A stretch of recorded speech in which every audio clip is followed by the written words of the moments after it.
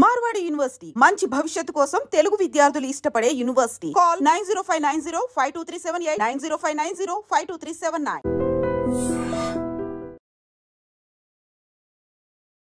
Hi hello నమస్తే, నేను మీ anchor Shiva. Welcome to iDream media. ఈరోజు మన ముందున్న గెస్ట్ ప్రోమో చూస్తే ఈ పాటికి మీకు అర్థమైపోయి ఉంటుంది. ఆహాలో హోమ్ టౌన్ అనే సిరీస్ రాబోతుంది. ఏప్రిల్ 4th ప్రీమియర్ అవబోతుంది. ఈరోజు మనతో మాట్లాడడానికి అండ్ హోమ్ టౌన్ గురించి కొన్ని విషయాలు షేర్ చేసుకోవడానికి మన రాజీవ్ కనకాల గారు ఈరోజు మనతో ఉన్నారు. ఆయనతో మాట్లాడి మనకి తెలియని విషయాలు తెలుసుకునే ప్రయత్నం చేద్దాం. అండ్ అదే కాకుండా ఆయన ఇంటర్వ్యూలు కూడా చాలా తక్కువ ఇస్తుంటారు. ఎందుకు ఆ తక్కువ ఇస్తుంటారు అండ్ ఏంటి అని కొన్ని విషయాలు మనకు తెలుసుకునే ప్రయత్నం అయితే చేద్దాం. ఆయన ఎలా ఉన్నారు? హాయ్ హాయ్ శివ, బాగున్నాను. బ్రహ్మాండంగా ఉన్నారు. ఇంటర్వ్యూలు తక్కువ ఇవ్వడానికి కారణం ఏంటంటే లాస్ట్ 1.5 year బ్యాక్ తీసుకున్న డిసిషన్. అంతకుముందు చాలా ఇచ్చాను. పర్సనల్ ఇంటర్వ్యూలు చాలా ఎక్కువ అయిపోయాయి, టూ మచ్ అయిపోయాయి అని చెప్పేసి తగ్గించేసాను. So now I'm only giving professional interviews. అయితే 1.5 year తర్వాత 1.5 year పైన అయిపోయింది. ఇప్పుడు యాక్చువల్గా నేను ఒకళ్ళకి బీబీసీలో, మీకు తెలిస్తే కనుక చెప్పండి, బీబీసీలో ఒక లేడీ ఉంటారు, ఆవిడకి ఇస్తాను. తెలుసా మీకు? ఐడియా లేదా, కనుక్కోవాలి. ఉంటే కనుక్కొని నాకు చెప్పండి. ఆవిడకి ఫస్ట్ ఇంటర్వ్యూ ఇస్తాను, మిస్ అయ్యాను. బట్ ఎనీవే కాంపన్సేట్ చేసి ఒక ఇంటర్వ్యూ ఇవ్వాలి ఆవిడకి. సో అదొకటి. అంటే కొంచెం మధ్యలో నేను లావ్ అయిపోవడం ఒకటి, లావ్ అయిపోయాను. దానివల్ల ఆ లావ్ అంటే తగ్గిన తర్వాత కొంచెం సన్నబడ్డ తర్వాత ఇద్దాం అనుకున్నా, అలాగే తగ్గిలానే ఉంటారన్న. మీరు ఎప్పుడు చూసినా సేమ్ అదే. మధ్యలో లావ్ అయ్యాను, లావ్ అయిపోయాను. మీరు bubble gum Roshan cinema release అప్పుడు చూస్తే అసలు ఎలా ఉంది, బుగ్గలు, మెడ ఇవన్నీ ఒకే దీంట్లోకి వచ్చేసాయి. సో అప్పుడు చాలా లావ్ ఉన్నా. సో ఇప్పుడు తగ్గాను, దాదాపు 20 kgs తగ్గాను. ఇంకా అదే ప్రాసెస్లో ఉన్నాను. అందుకని చెప్పేసి వెయిట్ చేశాను అంతే, అంతకన్నా ఇంకేం లేదు. క్యారమ్స్ వచ్చా మీకు? బ్రహ్మాండంగా. మీ హోమ్ టౌన్లో ఆడతారా? పెద్దలతో ఫ్యామిలీతో కూర్చొని అందరం కలిసి ఏదో సరదాగా ఆడినట్టున్నాం. ఏం మాట్లాడతారా నార్మల్గా? నేను నార్మల్గా చిన్నప్పుడు క్యారమ్స్ బాగా ఆడేవాడిని, చెస్ ఆడేవాడిని, మనకి రింగ్ ఉంటుంది కదా, రింగ్ అది ఆడేవాడిని. ఆ తర్వాత షటిల్ ఆడేవాళ్ళం. అండ్ ఈ బాస్కెట్ బాల్ అవి నాకు రాదు. క్రికెట్ బాగా ఆడతాను. ఇవి మాత్రమే ఆడేవాడిని. సరదా మనం సరే మొదలెట్టయితే నువ్వు కొట్టు ప్లీజ్, నువ్వు కొట్టు చెప్తా. అన్న నాకు రాదు, నన్ను ఏమనొద్దన్నా.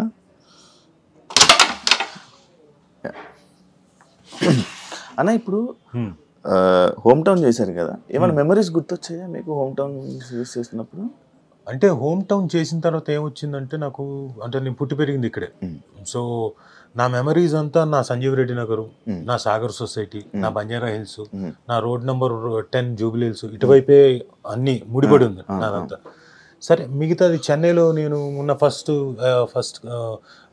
LKG UKG ఫస్ట్ స్టాండర్డ్ వరకు ఉన్నప్పుడు అంతగా గుర్తులేవు, కొద్దిగా లీలగా గుర్తున్నాయి మేము ఉన్న ఇల్లు అవన్నీ. అప్పుడప్పుడు చెన్నైకి ఏదైనా షూటింగ్కి వెళ్తే ఊరికే ఆ లైన్కి వెళ్ళి చూసి వస్తాం.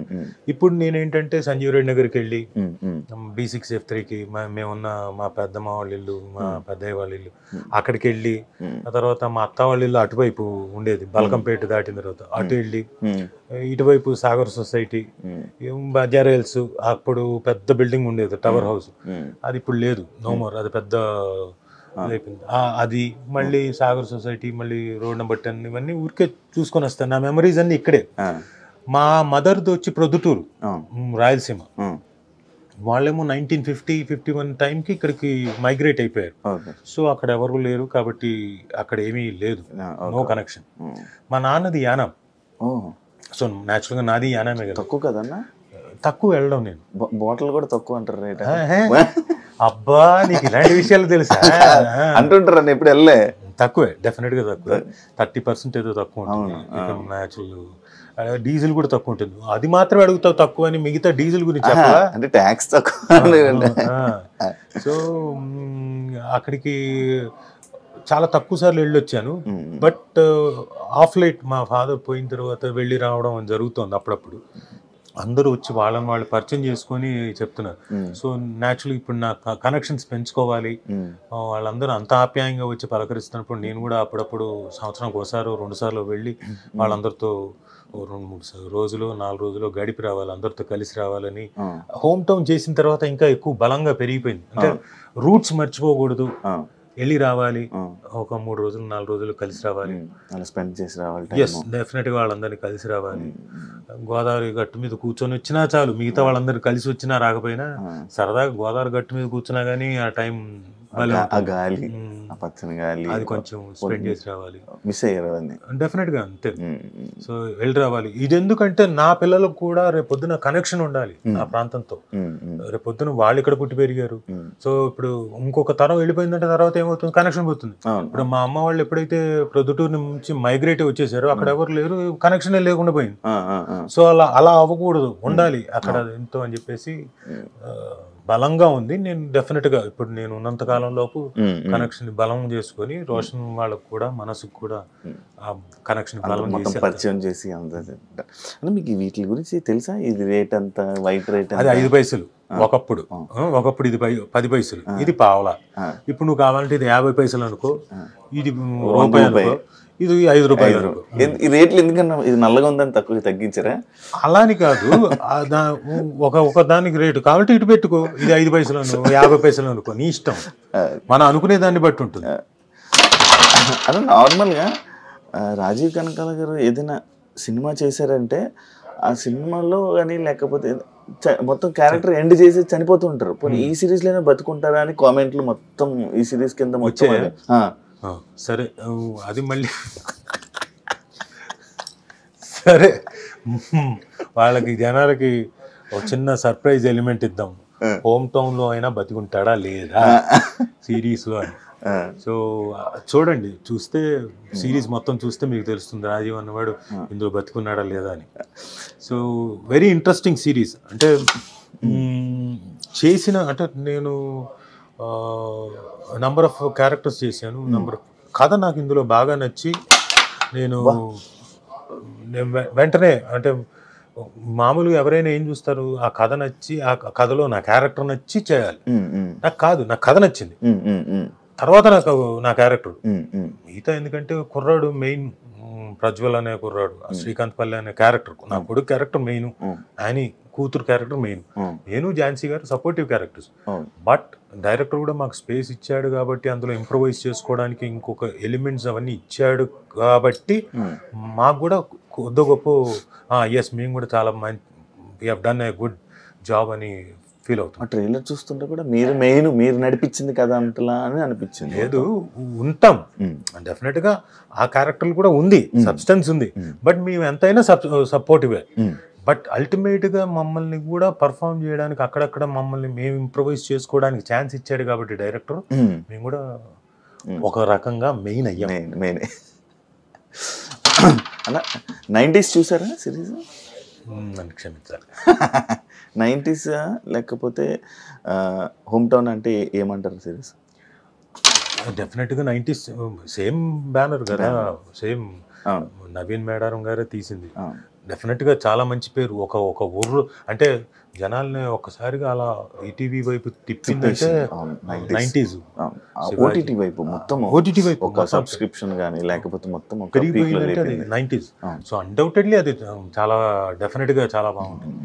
అండ్ డెఫినెట్గా ఆహాకి మా తాలూకు ఇప్పుడు ఏదైతే హోమ్ టౌన్ ఉందో సేమ్ ఫ్లేవర్ తగిలింది కొంచెం.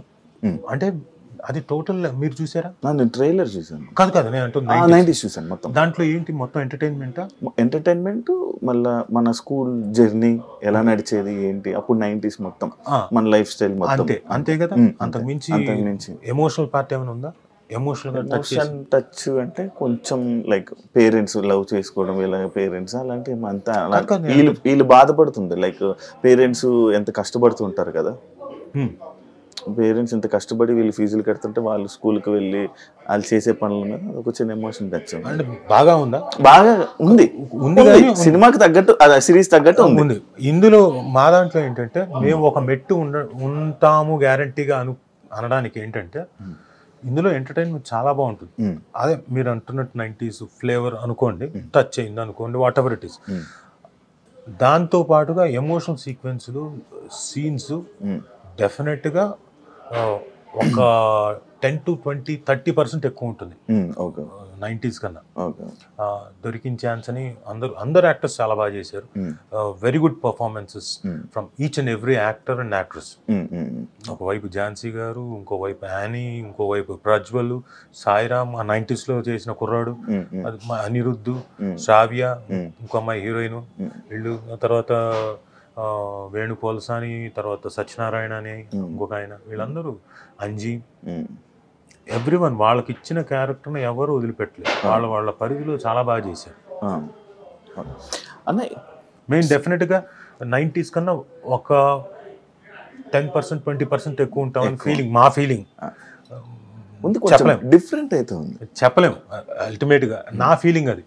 ఉంటామా లేదా అనేది అల్టిమేట్గా జనాలు చూసి వాళ్ళు చెప్తారు. అడుగుతున్నారు అన్న జనాలు, ఏంటి చాలా రోజుల తర్వాత మళ్ళీ కొంచెం టైం పట్టినట్టుంది ఓటీటీ ప్లాట్ఫామ్లోకి, సిరీస్లోకి రావడానికి. నేను రావడానికి అలా ఏం అడగలేదు నన్ను. బట్ డెఫినెట్గా ఇప్పుడు అడుగుతారేమో, బికాస్ హోమ్ టౌన్ చూసిన తర్వాత అడుగుతారన్న నమ్మకం అయితే నాకుంది. ఎందుకంటే డిఫరెంట్ క్యారెక్టర్ నేను పర్ఫామ్ చేయడానికి, అది చేయడం వల్ల నేను హోమ్ టౌన్ చేసేటప్పుడే లిటిల్ హార్ట్స్ అని ఇంకో సినిమా వచ్చింది నాకు. హోమ్ టౌన్ డైరెక్ట్ చేసిన అతను బైరాగి ఫిల్మ్స్ అని ఉన్నాయి, మన ఆదిత్య అని, ఆయన సినిమాలోకి నన్ను క్యాస్ట్ చేసుకున్నాడు. ఏది హోమ్ టౌన్ చూసి. హోమ్ టౌన్ లో షూటింగ్ జరుగుతున్న టైంలో.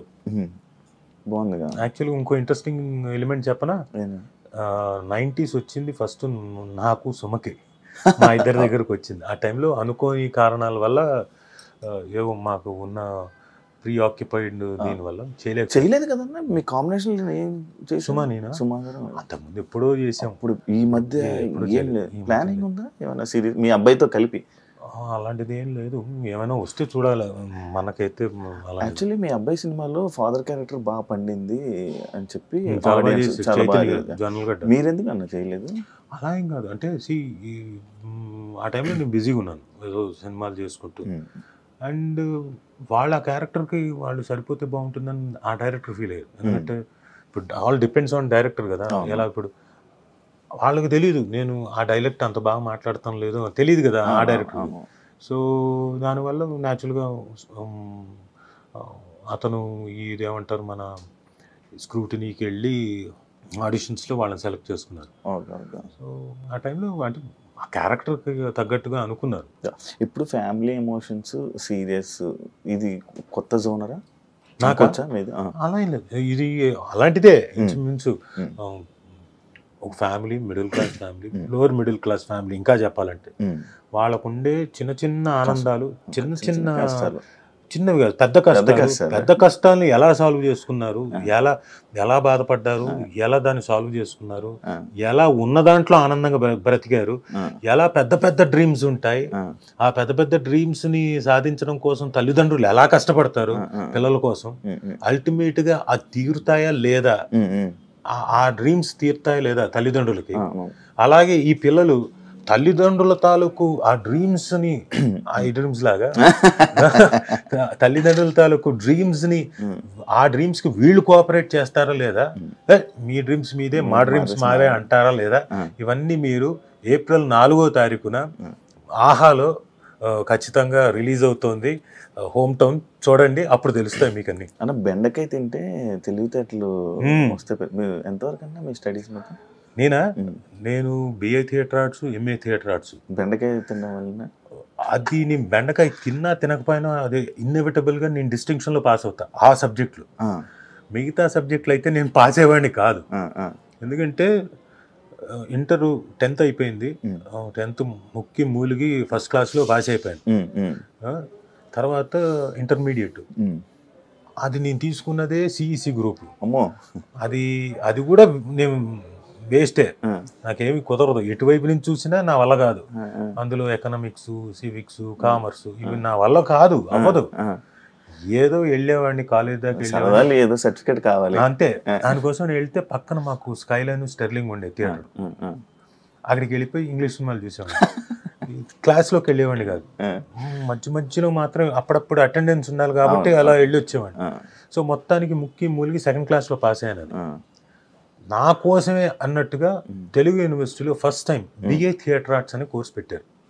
అంటే మామూలు ఎలాగైతే బిఏ ఉంటుందో అలాగే బిఏ థియేటర్ ఆర్ట్స్, థియేటర్కి సంబంధించి అంటే యాక్టింగ్, థియేటర్, దీనికి సంబంధించి దాంట్లో డిస్టింక్షన్.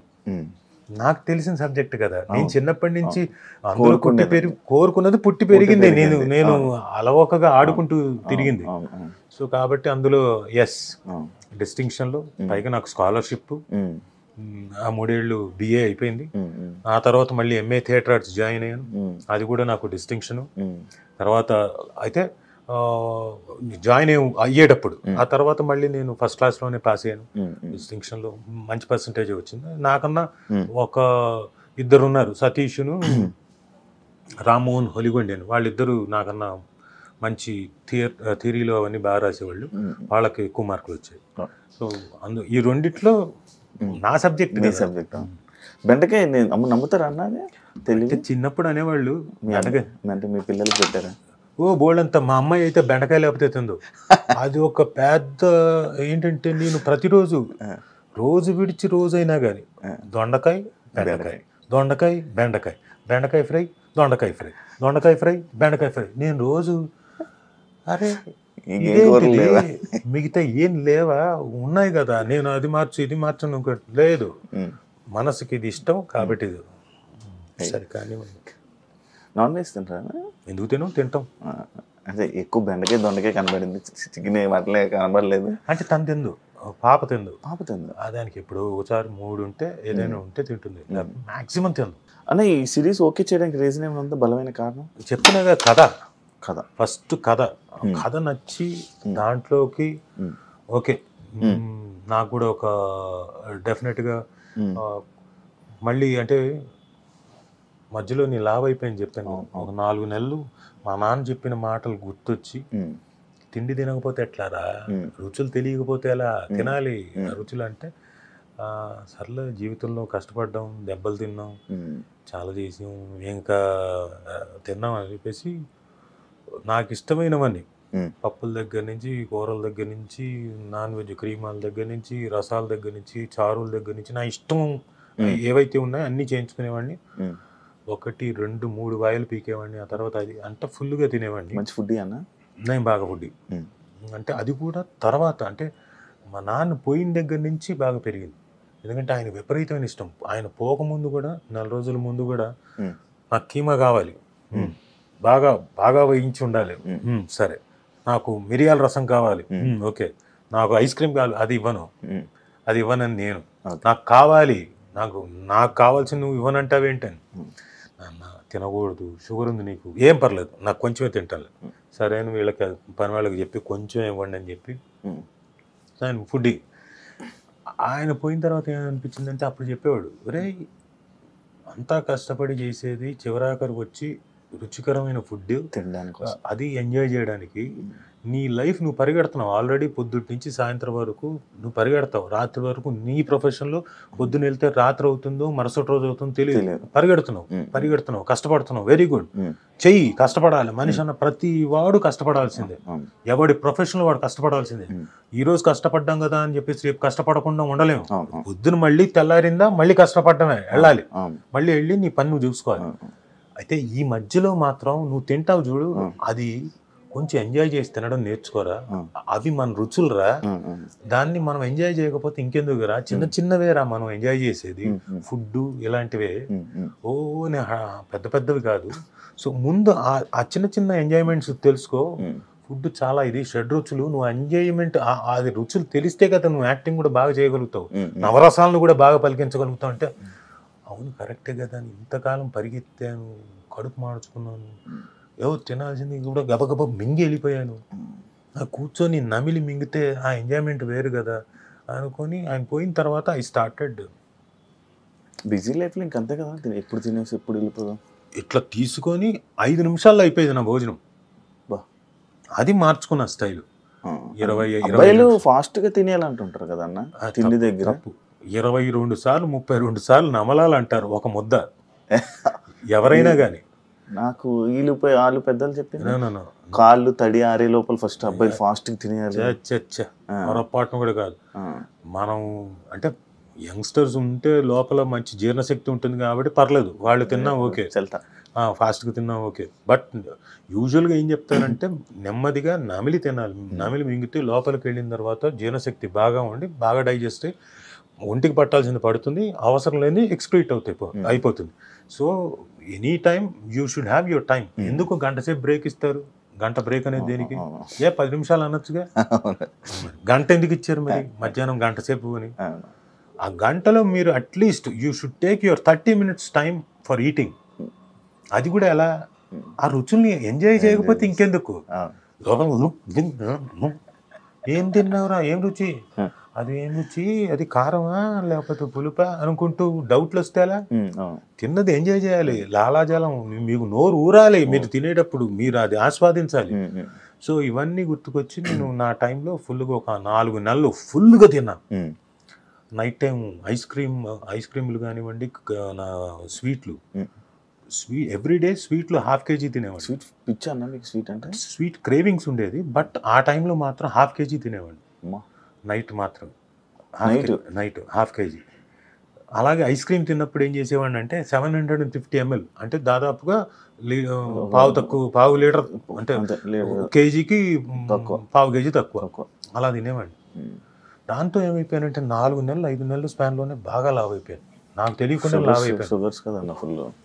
ఇప్పుడు సన్నగా అవుతున్నాం మళ్ళీ కష్టపడి కడుపు మార్చుకొని.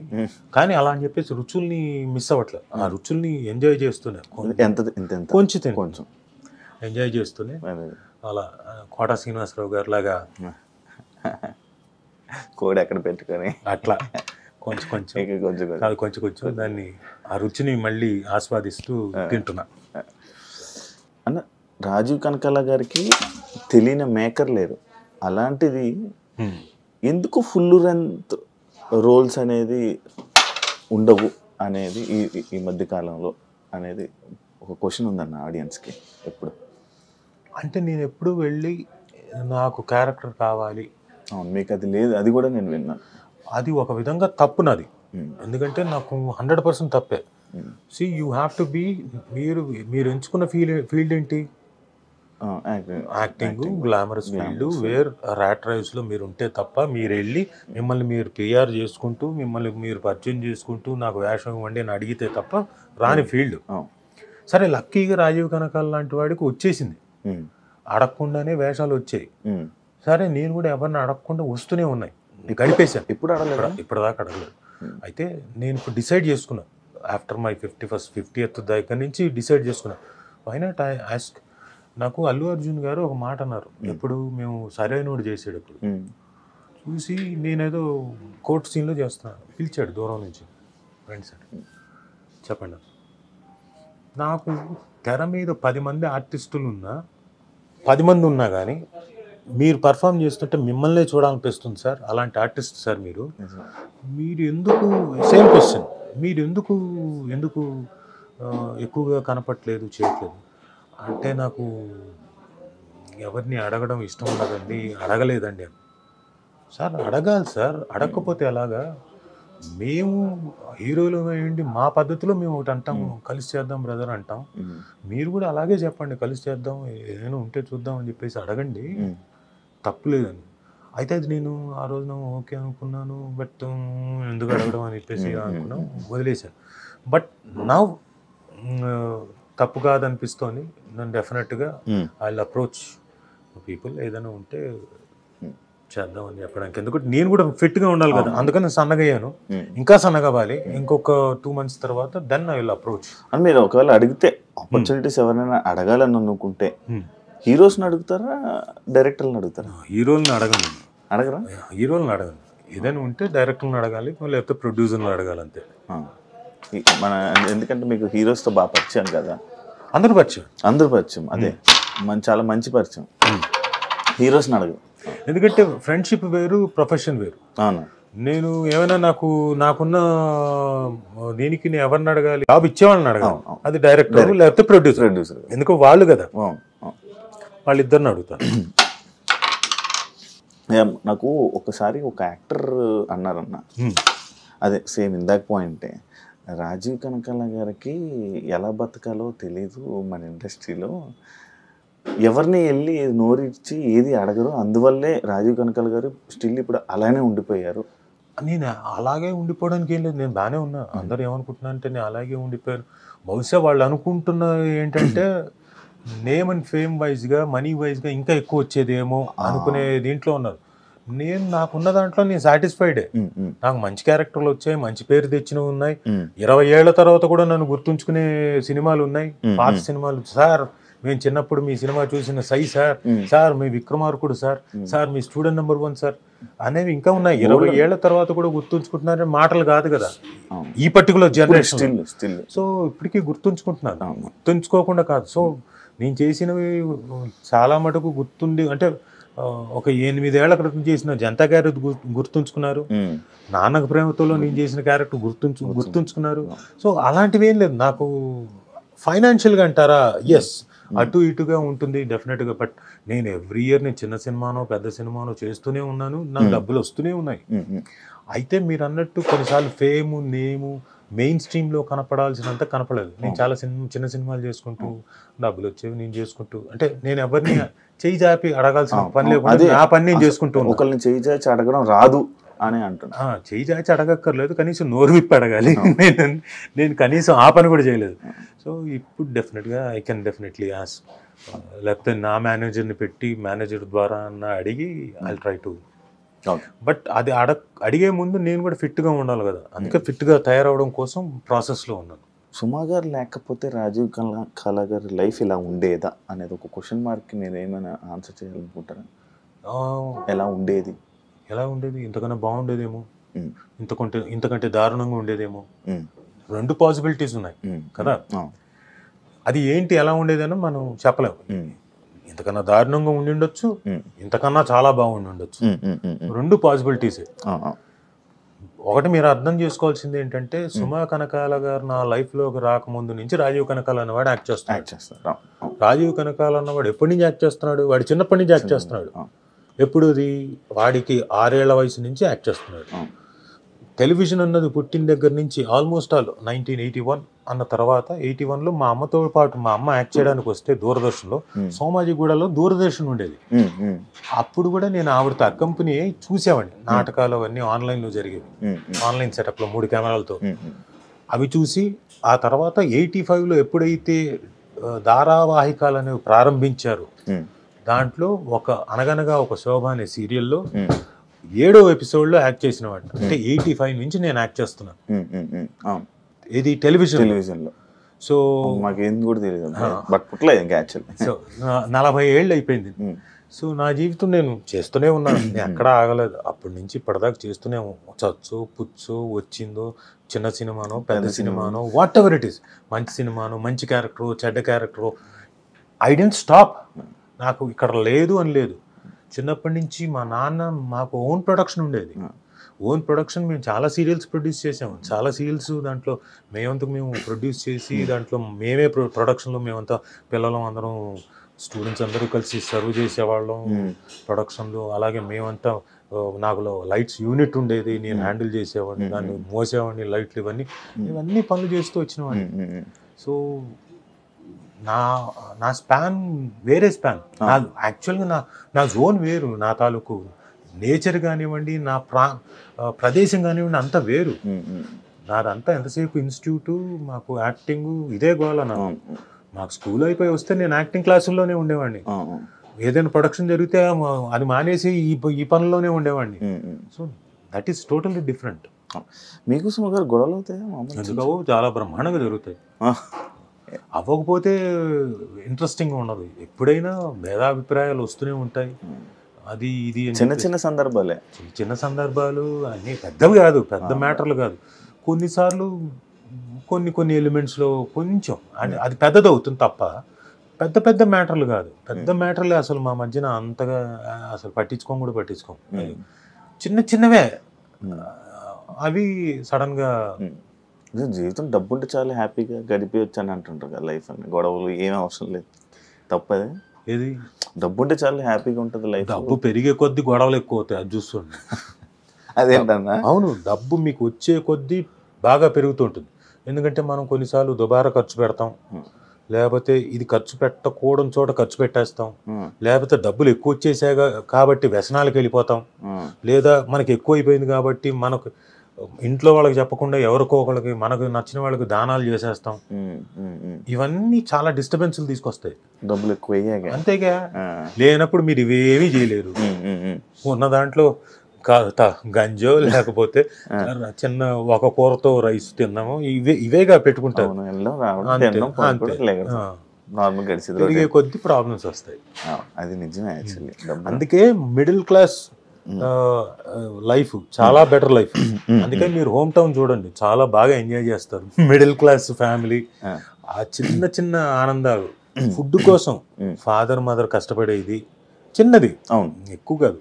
ఫుడ్ దగ్గర ఆ పిల్లల్ని చదివించి ఇంకో చోటికి ఎక్కడికో పంపించాలనే ఆనందం, వాళ్ళకేదో ఎల్ఐసి కట్టడంలో చిన్నది, అది ఎక్కువ అమౌంట్ కూడా కాదు, ఎక్కువ మొత్తం డబ్బులు మొత్తం ఇవే చిన్న చిన్న ఆనందాలు. ఇవన్నీ ఎంత బాగుంటాయి ఒకసారి మీరు ఒకసారి హోమ్ టౌన్ చూస్తే అర్థమవుతుంది. అది మీ లైఫ్లో అయిందన్నా ఎప్పుడైనా ఇలా మంత్లీ అయితే ఇన్ని ఖర్చులు ఉంటాయని ఇలా డివైడ్ చేసి అమ్మో పర్టికులర్ అలా ఎప్పుడైనా సిచ్యువేషన్ ఉందా?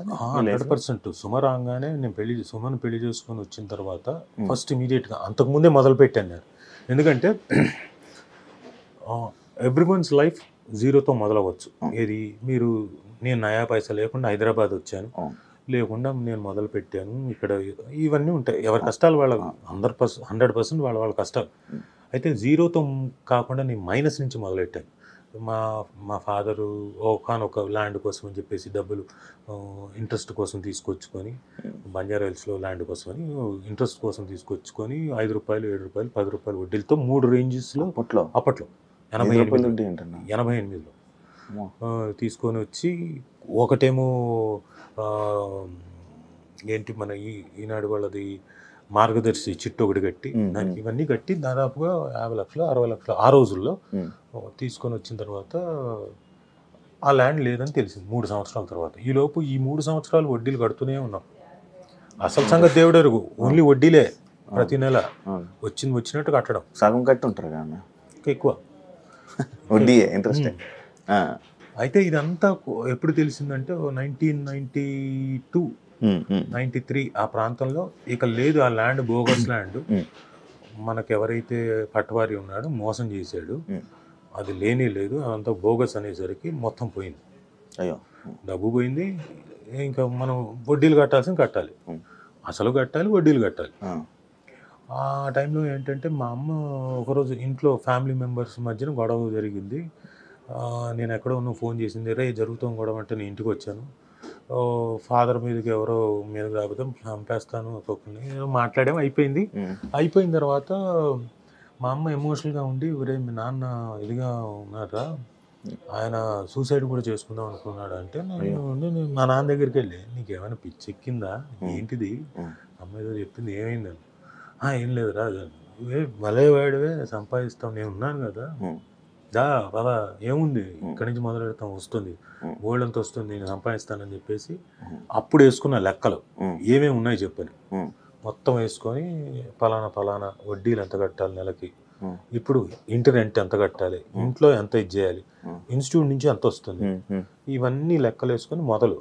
అప్పటి నుంచి ఇంకా యాక్టింగ్, డైరెక్షన్లు, మా ఓన్ ప్రొడక్షన్లకి చేయడం, మేకప్లు వేయడం. అంటే ఖర్చులు తగ్గించుకోవాలి. ఓన్ ప్రొడక్షన్ చేసినప్పుడు మేకప్ వేసేవాడిని, డైరెక్షన్ చేసేవాడిని, ఇవన్నీ కూడా ప్రొడక్షన్ మేనేజర్ జాబ్ కూడా చేసేవాడిని. అన్నీ చేసుకొని ఖర్చులు తగ్గించుకుంటూ అలా కొంత క్లియర్ చేసుకుంటూ సుమ వచ్చిన తర్వాత ఆవిడ కూడా జాయిన్ అయ్యి, ఆవిడకి కూడా చెప్పి ఇదిగో నా ప్రాబ్లమ్స్ ఇవి ఉన్నాయి. అప్పటికి ఆల్మోస్ట్ అది సగం అయిపోయింది. ఈవిడ వచ్చింది ఈజీగా ఉన్నాయంటే ఆవిడ కూడా జాయిన్ అయ్యి, మిగతా ఆవిడ నేను కలిసాం కాబట్టి ఆ మిగతా సగంలో కూడా పాల్పంచుకొని క్లియర్ చేసుకుంటూ వచ్చి మెల్లగా జీరో నుంచి కొంచెం ప్లస్లోకి వచ్చి లైఫ్ అలా హ్యాపీగా ముందుకు సాగిస్తుంది. అలా బబుల్ గమ్ మూవీకి ఎంత బడ్జెట్ అయింది, ఎంత లాస్ అయ్యారు ఏమన్నా అబ్బాయి సినిమా? లాసే అంటే ఎంత అయింది ఏంటనేది నాకు క్లియర్గా తెలియదు, బట్ ఫైనాన్షియల్గా డెఫినెట్గా లాస్ అయ్యారు, 100% లాస్. అంటే కొంత మన ఓటీటీ ద్వారా వచ్చింది, కొంత శాటిలైట్ ద్వారా వచ్చింది తప్ప, మ్యూజిక్ మీద వచ్చిన అమౌంట్ తప్ప దాదాపు చాలా పోయింది. మీదే మొత్తం ప్రొడ్యూసింగ్ మీదే కదా. రోషన్ కెరీర్ విషయంలో ఎలాంటి జాగ్రత్తలు తీసుకుంటున్నారు అన్న?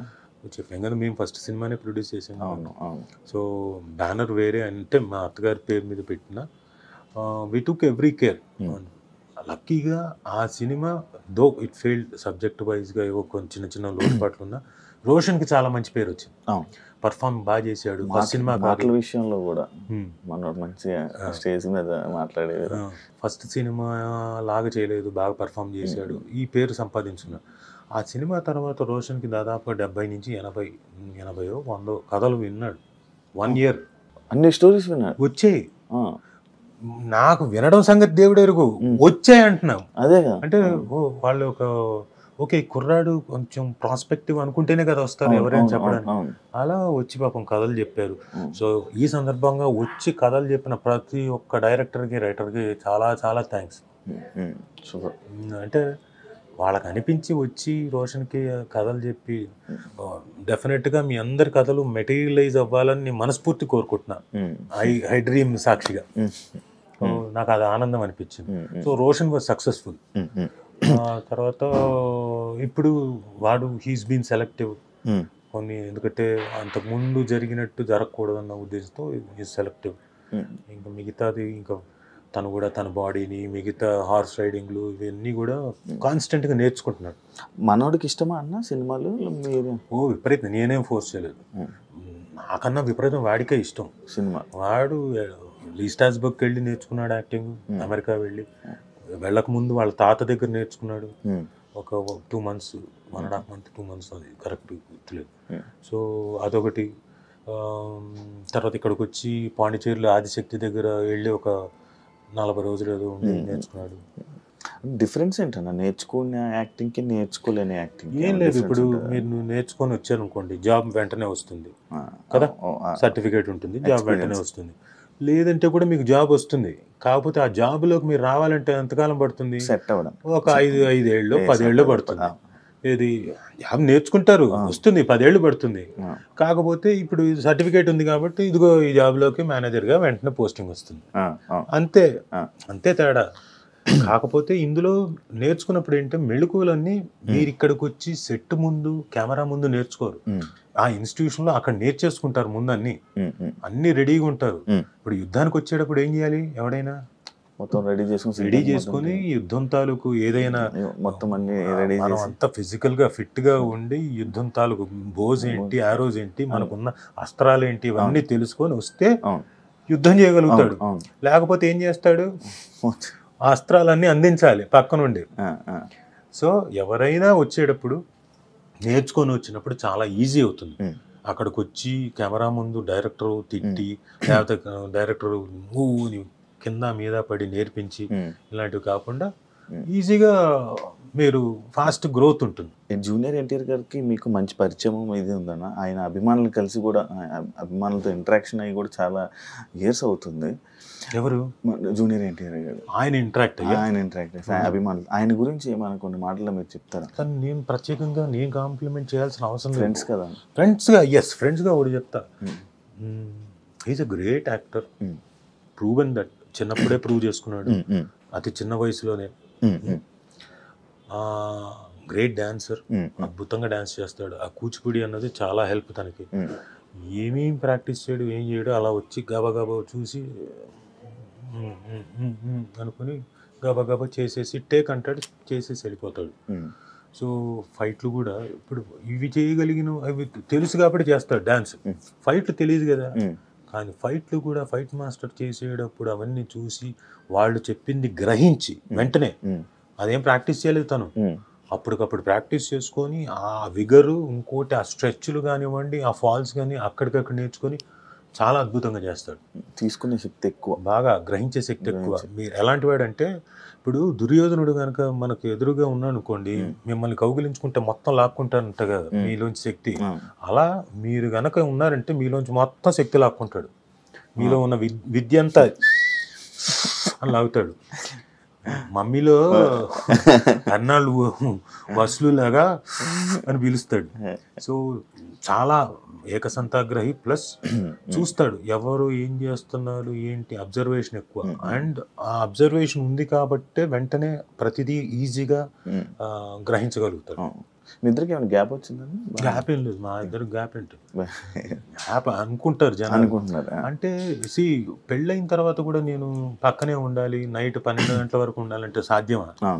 ఒకప్పుడు మేమంటే తనకు పెళ్లి కాలేదు కాబట్టి ఫ్రెండ్స్ అందరం కూడా దాదాపుగా పని లేనప్పుడు, తనకు షూటింగ్ లేనప్పుడు వాళ్ళ ఇంటి దగ్గర అందరం కూర్చొని సరదాగా బిర్యానీలు తను వండింది తిని మాట్లాడుకోవడం, జోకులు వేసుకోవడం, పాటలు పాడుకోవడం. తన పాటలు అద్భుతంగా పాడతాడు, అలా అలవోక పాడతాడు. ఏ పాట అయినా సరే మొత్తం లిరిక్స్ గుర్తుంటాయి. ఇప్పుడు మనకు ఒక పాట గుర్తుందంటే ఓకే, ఇలా ఏదైనా వస్తుంటే అది పాడుతుంటాడు లిరిక్. త్రిబుల్ ఆర్ సినిమా టైంలో మన కీరవాణి గారు కూడా చెప్పడం జరిగింది. ఆ చుమ్ముకు అది ఉంటుంది కదా, ఒక పాయింట్ మీద చెప్పి ఆ లైన్ గురించి చెప్తాను, నాకు ఈ పాయింట్ ఇలా నచ్చదని కూడా అంత పాయింట్ టు పాయింట్ చెప్తూ ఉంటారు సాంగ్స్ మీద. ఎవ్రీ లైన్ కూడా ఆయన వింటారు. హోమ్ టౌన్ గురించి ఏం చెప్తారన్న, ఎందుకు చూడాలి అని అంటే? ముందు హోమ్ టౌన్ అనేది హృదయంగా ఉంటుంది. ప్రతి వాళ్ళు వాళ్ళ జీవితానికి వాళ్ళ హోమ్ టౌన్కి కనెక్ట్ అయిపోతారు. మనం ఎక్కడి నుంచో వచ్చి సిటీలో బతుకుతున్నాం. ఏది మన లైఫ్ ఇందాక చెప్పినట్టు పరిగెడుతున్నాము, నిద్రలో పోవట్లేదు, కష్టపడుతున్నాము అన్ని రకాలుగా. పండగలు వచ్చినప్పుడు, ఇంకోటి వచ్చినప్పుడు మనం మళ్ళీ మన ఊళ్ళకి వెళ్తున్నాం. ఆ ఒక్క 1 day 2 days మనం ఉండి వచ్చేస్తున్నాం. బట్ హోమ్ టౌన్ చూసిన తర్వాత ఏం చేస్తారంటే, అట్లీస్ట్ మనం సంవత్సరానికి 3 సార్లన్నా వెళ్ళి ఒక్కొక్క 3 రోజులు 4 రోజులైనా ఉండి మన హోమ్ టౌన్తో కనెక్ట్ అవుదాం, మనం అక్కడ గడిపోద్దాం అని ఫీల్ అవుతారు. ఎందుకంటే మన జ్ఞాపకాలు చాలా ఉంటాయి అక్కడ. చిన్ననాటి జ్ఞాపకాలు, ఫాదర్ మదర్ జ్ఞాపకాలు. ఇప్పుడు నాకు యానం పెద్ద కనెక్ట్ కాదు, నేను పుట్టి పెరగలేదు అక్కడ. కాకపోతే నేను ఎందుకు రీకనెక్ట్ అవ్వాలనుకుంటున్నా అంటే యానంకి, యానం ప్రజలందరికీ చెప్తున్నాను, ప్రజలందరికీ అక్కడ ఉన్న బంధుమిత్రులందరికీ చెప్తున్నాను, మళ్ళీ నేను వచ్చి అంటే వాళ్ళంతకు వాళ్ళు పాపం నన్ను పరిచయం చేసుకున్నారు కూడా. ఏదో పెళ్ళికి వెళ్తే, బాబు నేను మీ నాన్నగారి ఫ్రెండ్ ఫలానా ఇది అది, నాకు ఎంత ఆనందం అనిపించింది. అంటే వాళ్ళంతకు వాళ్ళు వచ్చి వాళ్ళకి ఉండొచ్చు కదా ఈగో. ఆడో కరోనా కొడుకు ఇప్పుడు వచ్చాడు, వాళ్ళ నాన్నగారు లేదు, ఇంతకాలం ఎప్పుడు రాలేదు అనుకోవచ్చు కదా. అలా అనుకోకుండా వాళ్ళు వచ్చి పరిచయం చేసుకుంటున్నారు, మేము ఫలానా ఫలానా ఫలానా అని. గొప్పగా అనిపించింది. సో నేను వెళ్ళి మళ్ళీ ఇక్కడ నా బంధువులతోటి ప్లస్ అక్కడ ఉన్న ఊరి జనాల్లో చాలామంది మా నాన్న ఫ్రెండ్స్ తోటి వాళ్ళందరితో వచ్చి కనెక్ట్ అవ్వాలనుకుంటున్నా. ఇప్పుడు 2 సంవత్సరాలకు 3 సంవత్సరాలకు వెళ్తున్నా ఊరికి. ఏదైనా ఫంక్షన్ ఉంటే, ఇప్పుడు నవమి ఉంది, శ్రీరామనవమి ఉన్నప్పుడు వెళ్ళా, ఆ తర్వాత వెళ్ళలేదు. నేను ఏదో మధ్యలో పెళ్ళి ఉంది, ఒక రోజు వెళ్ళాను, జస్ట్ వెళ్ళి వచ్చేసాను. సో ఇప్పుడు అలా కాదు, సంవత్సరానికి 2 సార్లు అన్నా, సంక్రాంతికి ఒక పండగ టైం ఒక 3 రోజులన్నా స్పెండ్ చేస్తే వీళ్ళందరితో స్పెండ్ చేయడానికి నాకు ఆపర్చునిటీ వస్తుంది. సో అందుకని అలా అనుకుంటున్నా. అది నాకు ఈ హోమ్ టౌన్ చేయడం ద్వారా బాగా ఎక్కువ ఫీల్ అవుతుంది. గుర్తు ఈ కనెక్షన్ ఏమవుతుందంటే, రేపు పొద్దున నా పిల్లలకి, రోషన్కి కానీ మనస్వినికి కానీ, అది నేను వాళ్ళకి కనెక్ట్ చేయగలుగుతాను. లేకపోతే నేనే వెళ్ళకపోతే వాళ్ళకేం కనెక్ట్ చేస్తాను. మీ ఫ్రెండ్స్ సర్కిల్ ఎక్కువ అన్నా? ఒకప్పుడు బాగుండేది, నాకు మామూలుగానే తక్కువ. అంటే నాకు వెరీ లిమిటెడ్, చాలా సెలెక్టివ్ ఫ్రెండ్స్. ఎక్కువనే friends circle. Thank you so much అన్న, ఇంటర్వ్యూ ఇచ్చినందుకు. మంచి సక్సెస్ అవ్వాలని సిరీస్, మంచి జనాల్లోకి వెళ్ళి మంచి నేమ్ వచ్చి ఇంకా ఎక్కువ సిరీస్తో మళ్ళీ తెలుగు ఆడియన్స్ మంచిగా ఎంటర్టైన్ చేయాలని మనస్ఫూర్తిగా కోరుకుంటున్నాను. Thank you so much. ఏం కలకలేదే? ఏమన్నా ఏదో కాంట్రవర్షియల్ క్వశ్చన్తో మీరు మొదలెడతారు కదా, అదే ఇంకా రాలేదు ఏంటని? లేదన్నా, అలాంటివి అనుకోలేదు నా మీద. అన్న లేదన్నా, మొన్న కూడా సుమ గారిని ఇంటర్వ్యూ చేద్దామంటే, నీ ఇంటర్వ్యూకి వస్తానని నేను ఎలా అనుకుంటున్నావు శివ? లైక్ కాంట్రవర్సీ అంటే ఏమైపోతుందంటే, ఇంటర్వ్యూ ఇవ్వడానికి ఎవరైనా సరే ఈ మధ్యకాలంలో ఆర్టిస్టులు కానీ ఎవరో ఒకరు సడన్గా ఫేమస్ కావాలనుకున్న వాళ్ళు డెఫినెట్గా వచ్చేస్తారు. కాంట్రవర్షియల్ ఉన్నా ఏదైనా కష్టపడి పేరు సంపాదించుకున్న వాళ్ళకి కాంట్రవర్సీలోకి దిగిపోయారంటే పేరు పోద్దు అంతే కదా. ఎక్కడికి ఏ క్వశ్చన్ వస్తుందో ఏమవుతుందో, ఇంత కష్టపడింది రేపు పొద్దున్న ఎవరి మీద రిఫ్లెక్ట్ అవుతుందో. నేను ఒక్కనే కాదు, నా ఫ్యామిలీ కూడా ఉంది, ఇట్లా ఇన్ని రకాలుగా ఉన్నాయి కాబట్టి ఇబ్బందులు పడతారు అంతే. అందరూ అనుకుంటారు కదా అలా కాదని. నేను మళ్ళా అడుగుతావేమో, అడిగితే దానికి కూడా సమాధానం చెప్దామని. లేదు, అదే ఒక నడిపిద్దాం మెల్లి ప్రశాంతంగా కూల్గా కొత్త మెల్లగా మొదలెడదామని. Thank you so much. Thank you very much. Thank you. Nice interview. Thank you so much. చూసారు కదా ఇంటర్వ్యూ. ఇంకో గెస్ట్తో మళ్ళీ మీ ముందు కలుస్తా. అంతవరకు బాయ్.